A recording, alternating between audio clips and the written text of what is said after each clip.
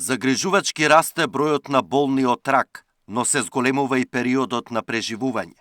Во анализата на клиниката за онкологија за канцер на дојка, бели дробови и меланом, секоја година има се поголем број на ново диагностицирани, но и се повеќе пациенти добиваат соодветен третман.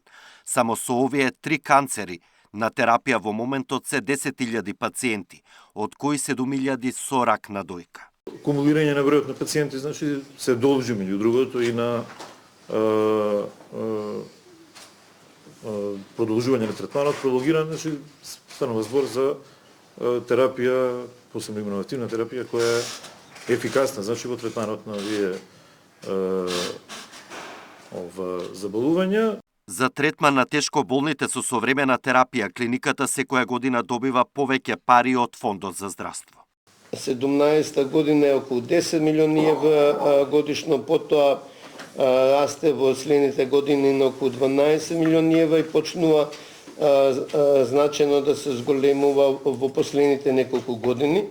За 26 година буџетот на клиниката ќе изнесува околу 57 милиони евра или 3.511 денари, што е зголемување од 14% во однос на минатата година. Од Сдруженијето Хемаонко вела дека периодов сите пациенти се покриени со терапија.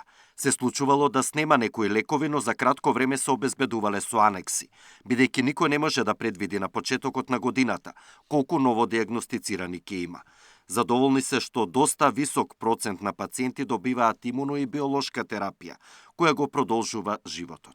Тоа рипање е посебно евидентно во оваа година, каде што имаме 7.000 вкупно пациенти на дојка, кои што се со преживеани од минатата година, што значи дека на пациентите она кое што ние сакавме да го постигнеме е да им се пружи шанса како во светот преживувањето да биде 7 и поблиску до 10 години, бидејќи во светот тенденцијата со овие терапии е 10 години и тоа не става негдека во однос на терапија како фронтранери на Балканот, со достапност на терапија. За прв пат во јавното здравство на онкологија е воведена нова метода за прецизно зрачење на метастази на мозокот, зашто досега пациентите беа упатувани во странство.